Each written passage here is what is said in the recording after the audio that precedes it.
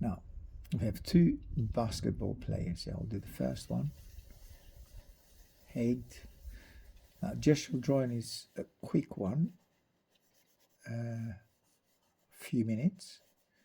Actually, the less minute, let's say the less time you spend on it, the more effective or the more gestural the drawing should be. Not effective, because effective would be if you spend more time, obviously, and more like the person, or get closer to the actual person you're drawing. So I would say it would be gestural. So the form, the movement, the movement of the character that we're drawing. You have the torso here, so it's basically getting the flow of the person we're drawing more than anything else. And then you have the lower part of his arm, and then you have his leg. That is thigh up here, knee cup, shin and calf. Then you have the foot as well. So it's quick. Well, I would say sometimes a minute, but I'm trying to do that within 5 minutes. So let's see how that goes. And head. Started with the head, but that doesn't mean that started with the head, because obviously that's the main gesture, as in where the head is looking at or turned to. Then you have the hand, which is holding the bowl.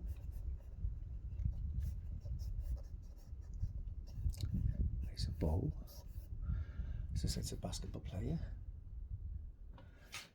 And let's finish this leg, which is a foot actually, and leg.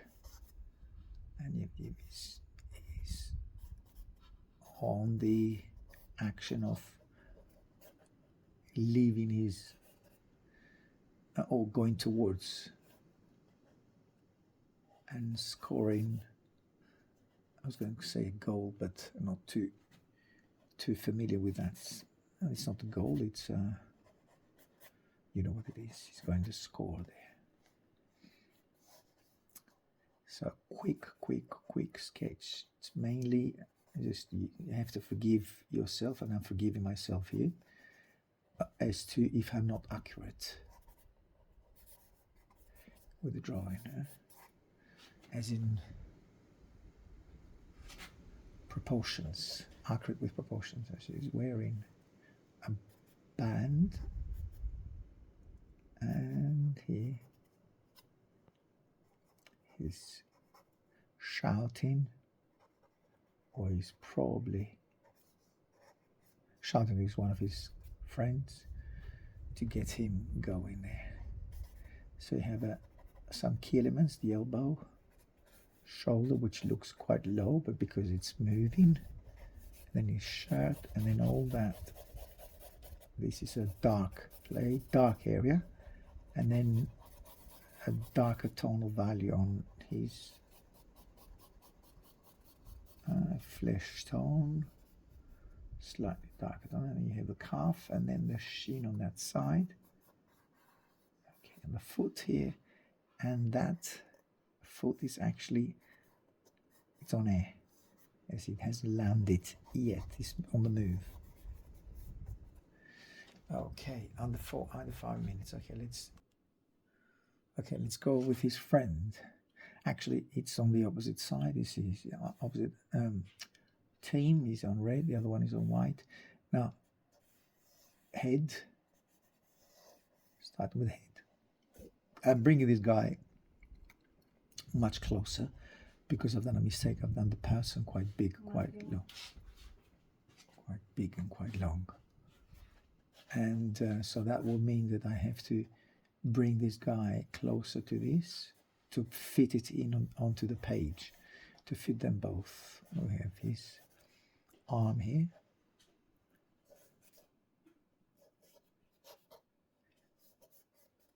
I'm complicating things. I probably didn't need to do that, to give them both. I can draw them on a different page, but I think I'll do the effort and bring them both on the same page. Because I could do that guy in a different paper. I mean, sorry, yeah, different, yeah, pad, different page. But I want to fit them both.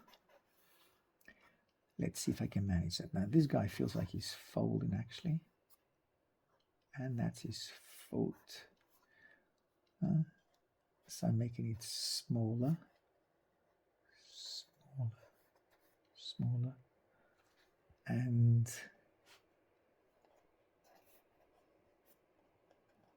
that's his dress. That's his thigh. I would say that's kind of an extreme foreshortening here because it's quite low.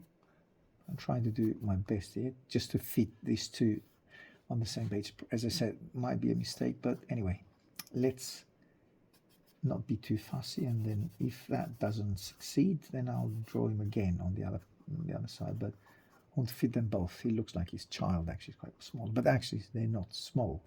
I mean, they have the same. The basketball plays. It's not a child. And then he's also trying to get his teammates shouting at them, "Hey, get him! Don't let him." And then you have giving a bit more emphasis on his arm at the beginning here. I mean, the front guy. That's the second guy. The main guy. That's the second guy.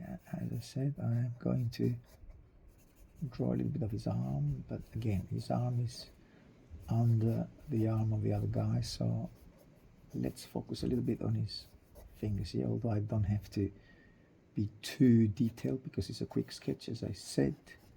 Now, extreme foreshortening here, and let's see if I can manage to give that a little bit more of a upper muscle, and here, and his arm, I mean fingers flying past as he's trying to get his opponent. He's trying to get his ball. You see, let's put that. So I'm putting his arm here, although it feels short, so let's put his arm a bit longer. Yeah, that's better because that felt short. But we have this string foreshortening here, and we have folds, which don't want to get into that because it's too much. So I want to do it under 5 minutes. Well, kind of succeed. I think I have a minute, one more minute, and his foot here, and again give me a bit more thigh. Folds, and I've succeeded to put his foot within the composition here. And let's get that guy a little bit darker.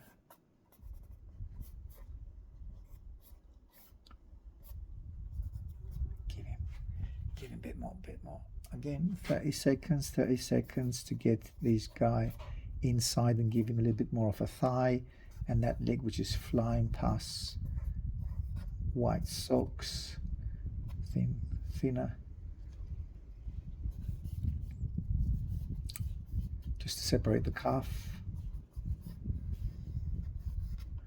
There. Okay, that's gestural drawing. It's the flow of the movement of both and how they interact with each other, which I guess is not the best, but I've tried. And that's foreshortened. So he looks smaller. Actually, he might be smaller in real life. I don't know. I don't think so. But trying to blend them both or put them both at the same compositional page. But anyway, it's not the best composition, but it's a try. I can put them both, or you don't have to. So you can give him a little bit more highlight here. Get his arm. He's trying to get his ball. I mean the ball. The basketball. There. Okay, gestural drawing. I'll see you on the next one.